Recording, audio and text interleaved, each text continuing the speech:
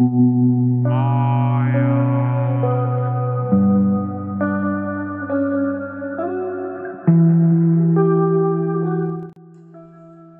গভীর জঙ্গল পেরিয়ে পৌঁছাতে হয় এই মন্দিরে।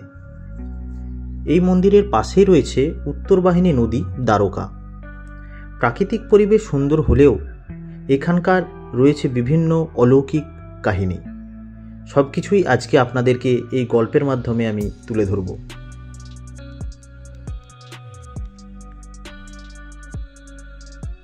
তো আমরা আজকে বোলপুর থেকে বেরিয়ে পড়লাম বীরভূমের একদম শেষ প্রান্তে অজানা এই শক্তিপীঠের সন্ধানে। তো আপনারা এখানে কিভাবে আসবেন তার সমস্ত কিছু তথ্যই আপনারা এই ভিডিওর মধ্যে পেয়ে যাবেন।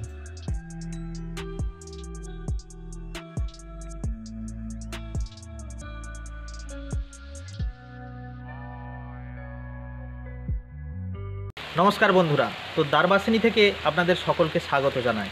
তো আজকের আমাদের এই প্ল্যান বৃষ্টির জন্য কিছুটা প্রতিহত হলো, কিন্তু তাও বৃষ্টিকে উপেক্ষা করে আমরা কিন্তু এসে গিয়েছি বীরভূমের শক্তিপীঠগুলির মধ্যে এক অন্যতম শক্তিপীঠ দ্বারবাসিনী। দ্বারকা নদীর তীরে অবস্থিত এই শক্তিপীঠটি। তো চলুন আপনাদেরকে দ্বারবাসিনীর যা কিছু ইতিহাস রয়েছে, যা কিছু প্রাচীন তথ্য আমরা খুঁজে পাবো, সেটা আপনাদের কাছে পুরোপুরি শেয়ার করব। এটা হলো মন্দির, মেন মন্দির। এটা আগে মন্দির ছিল না, এখানকার আদিবাসীদের যে ছাতা, সেই ছাতার নিচে মন্দিরটি ছিল। তারপরে বংশানুক্রমে আস্তে আস্তে মন্দিরের যতটুকু আপনারা দেখতে পাচ্ছেন ততটুকু তৈরি হয়েছে। খুব রিসেন্ট এই ওপরের এই গম্বুজটি তৈরি হচ্ছে, এখনও কাজ সম্পন্ন হয়নি, যেটা এখনও রানিং চলছে।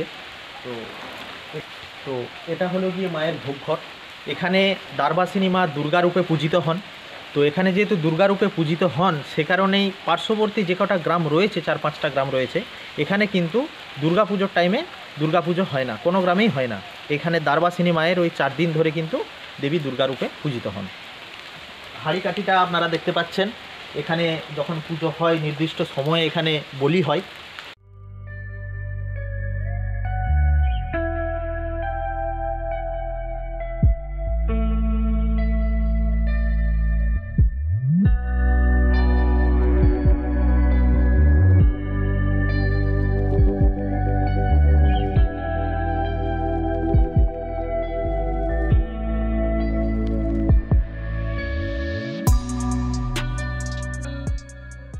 তো বন্ধুরা, আপনারা দেখতে পাচ্ছেন এই মন্দিরকে কেন্দ্র করে, মন্দিরকে বেষ্টিত করে রয়েছে পুরো কিন্তু শাল সেগুনের জঙ্গল। প্রচুর বড় বড় শাল গাছ।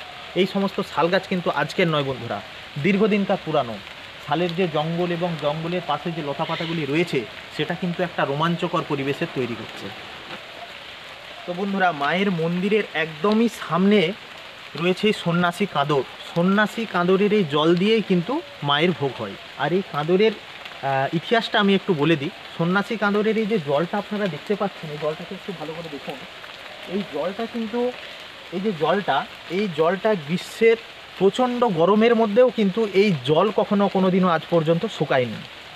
আর এখানকার যেটা ঘটনা, প্রাচীন ঘটনা, এখানকার লোকজনের মুখে শুনলাম যেটা, সেটা হচ্ছে সন্ন্যাসীরা, মহাসন্ন্যাসীর সাথে এখানকার যে পীঠ ভৈরব, সেই পীঠ ভৈরবের সাথে এককালীন যুদ্ধ হয়েছিল, এবং সেই যুদ্ধের টাইমে পীঠ ভৈরব এই সন্ন্যাসী, মহাসন্ন্যাসীকে 3বার হারিয়ে দিয়েছিলেন। তো চতুর্থবার হারিয়ে দেওয়ার পরে ওনার গলা কেটে দেওয়া হয়েছিল, এবং এখানকার যিনি মা রয়েছেন, দেবী মা রয়েছেন, সেই মহাসন্ন্যাসী দেবী মায়ের কাছে প্রার্থনা করেছিলেন, অনুরোধ করেছিলেন যুদ্ধে হেরে যাওয়ার পরে।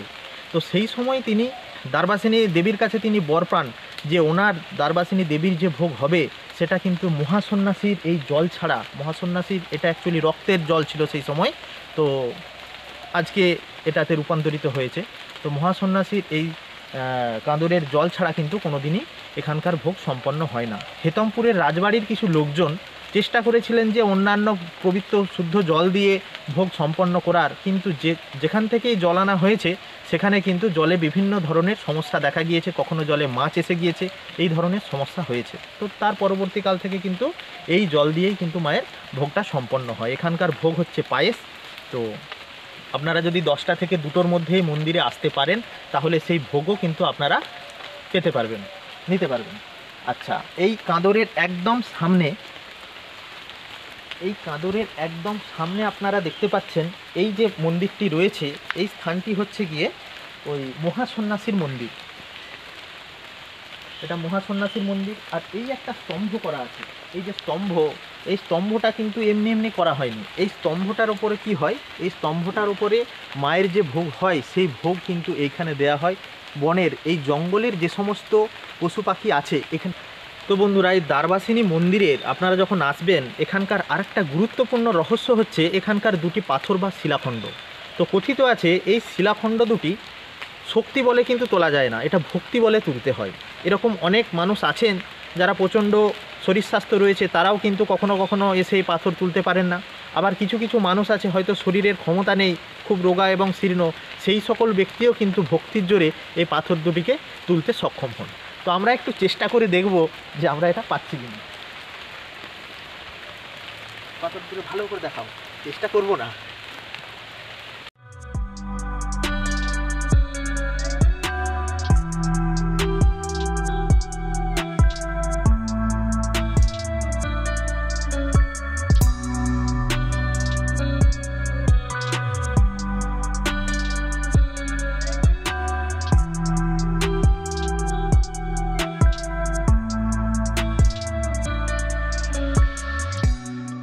এটা আমার কম্ব নয় এখন, ঠিক আছে, এটা এখন পারবো না, আমি বুঝতে পারলাম পাথরটা দেখে।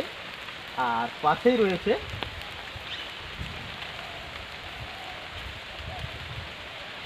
রয়েছে প্রাচীন এক কুয়া, জল দীর্ঘদিনকার পুরানো।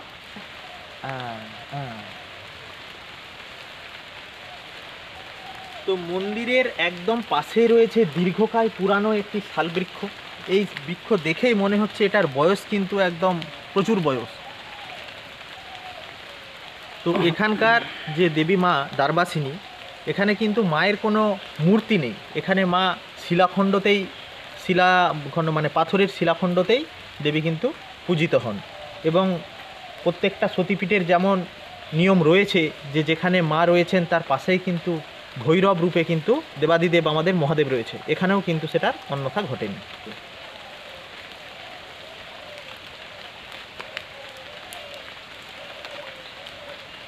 একদম মন্দিরের সামনেই আপনারা দেখতে পাবেন এই একটা জায়গা করা রয়েছে, সমাধি করা রয়েছে। এই জায়গাটার নাম হচ্ছে কাক সমাধি। তো কথিত আছে এই দ্বারবাসিনী মায়ের মন্দিরে দুটি কাক ছিল, একটি পুরুষ কাক এবং একটি স্ত্রী কাক। তো সেই দুজন কিন্তু একই দিনে ওনারা পরলোক গমন করেন। তো তাদের উদ্দেশ্যেই এখানে ওনাদের দেহাবশেষ কাক সমাধি করা আছে। তো আপনাদেরকে কিছুক্ষণ আগে যে পীঠ ভৈরবের কথা বলেছিলাম, সন্ন্যাসী মহাসন্ন্যাসীর কথা যেরকম বলেছি, তো সেই রকমই যে পীঠ ভৈরব যার সাথে যুদ্ধ হয়েছিল, তো সেই পীঠ ভৈরবেরও কিন্তু এখানে মূর্তি করা আছে। এটা হচ্ছে পীঠ ভৈরবের স্থান, তার পাশেই রয়েছে কাক সমাধি। আর এই যে জায়গাটা আপনারা দেখতে পাচ্ছেন, এই জায়গাটাকে বলা হচ্ছে বাগরাইনাথ। এটার কারণ হচ্ছে গিয়ে জঙ্গলে সে সময়কাল প্রচুর হিংস্র জীবজন্তু আক্রমণ করত। এই জায়গাটিতে কিন্তু প্রচুর পরিমাণে হিংস্র জীবজন্তু আসতো। তো সেই জীবজন্তুর হাত থেকে রক্ষা পেতেই এই বাগরাইনাথের কিন্তু উৎপত্তি। এই বাগরাইনাথের তৈরি করার পরবর্তীকালে কিন্তু যে হিংস্র জীবজন্তুরা কিন্তু এখান থেকে অনেকটাই দূরে থাকত। ঠিক মন্দিরের পাশেই কিন্তু রয়েছে এরকম ঘন জঙ্গল। আর এই ঘন জঙ্গলের গাছপালার সাথে লতা পাতাগুলিও কিন্তু ভালো রকমভাবে জঙ্গলের ঘনত্বটাকে বাড়িয়ে তুলেছে। এখন আমরা যাচ্ছি এই দ্বারবাসিনী মায়ের সামনেই যে উত্তরবাহিনী নদী আছে, প্রত্যেকটা সতীপীঠেই কিন্তু উত্তরবাহিনী নদী থাকে। তো সেই উত্তরবাহিনী নদী দ্বারকার কাছে। এই দ্বারকা নদীটি কিন্তু আবার সেই তারাপীঠের নদী, এটাই কিন্তু তারাপীঠে গিয়ে পৌঁছেছে।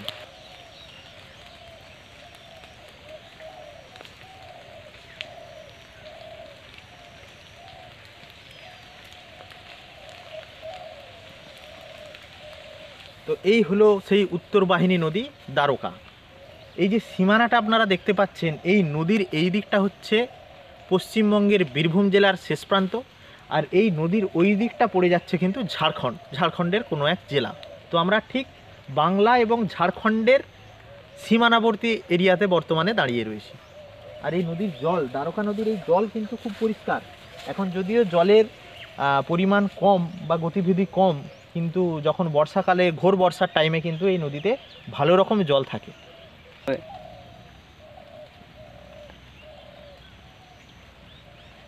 তো বন্ধুরা, আজকের এই যে ওয়েদারটা খানিক খারাপ বলে আপনাদেরকে হয়তো ভালো করে দৃশ্যখানিক দেখানো যাচ্ছে না, কিন্তু আপনারা তাও দেখুন এবং দেখে কমেন্ট করে জানান আজকের এই দ্বারবাসিনীর যে রহস্য উদ্ঘাটন এটা আপনাদের কীরকম লাগলো, এবং পরবর্তীকালে আপনারা কী ধরনের ভিডিও চাইছেন সেটাও আমাকে কমেন্ট করে জানাতে পারেন।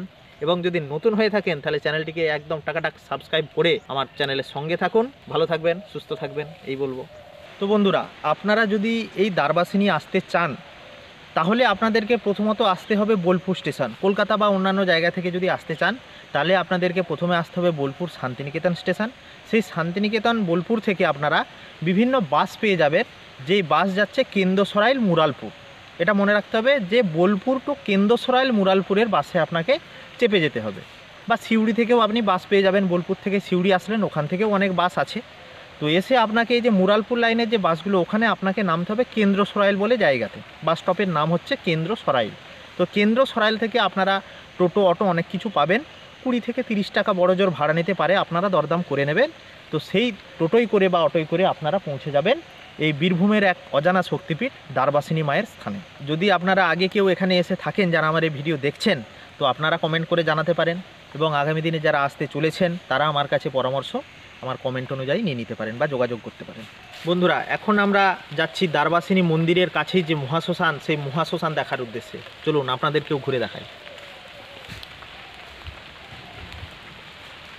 এই যে জায়গাটি, এটা কিন্তু খুবই নিরিবিলি এক ঘন জঙ্গলের মধ্যে এক নিস্তব্ধ জায়গা। এখানে কোনো ইলেকট্রিকের কোনো যোগাযোগ নেই। বিকাল 4টের পরে কিন্তু এই জায়গা পুরোপুরি নিঝুম হয়ে যায়। এখানে কিন্তু কোনো রকমভাবে বাইরের মানুষজন কিন্তু কেউ এখানে আসার সাহস করেন না বা কেউ আসেন না। দিনের টাইমে এখানে কিন্তু লোকজন আসেন, দেবী মায়ের দর্শন করে যান। আর কথিত আছে এখানকার যে মায়ের ভোগ, ওই যে সন্ন্যাসী কান্দরের জল দিয়ে যে মায়ের ভোগ তৈরি হয়, এই ভোগ এক সময় এখানে দেয়া হতো, গাছপালার গোড়ায় দেয়া হতো। বাঘে নাকি এই ভোগ খেয়ে যেত। তো কালক্রমে বাঘের অনুপস্থিতিতে এখানকার গাছপালার সংলগ্ন যে সমস্ত পশু পাখি রয়েছে, সেই পশু পাখিরাই কিন্তু এখন এই ভোগ খেয়ে যায়।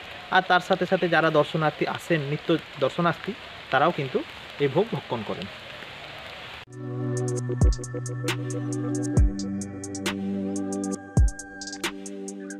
তো বন্ধুরা, এখন আমরা এসে গেছি এই দ্বারবাসিনী মায়ের মহাশ্মশানের কাছে। তো এখানে আর কেউ লোকজন নেই, তো সেজন্য ভেতরে যাওয়ার খুব একটা সাহস করলাম না। দূর থেকেই আপনাদেরকে কিছুটা দেখানোর চেষ্টা করলাম। তো এরপর আমরা আবার মন্দিরের সামনে ফিরে যাব। চলো।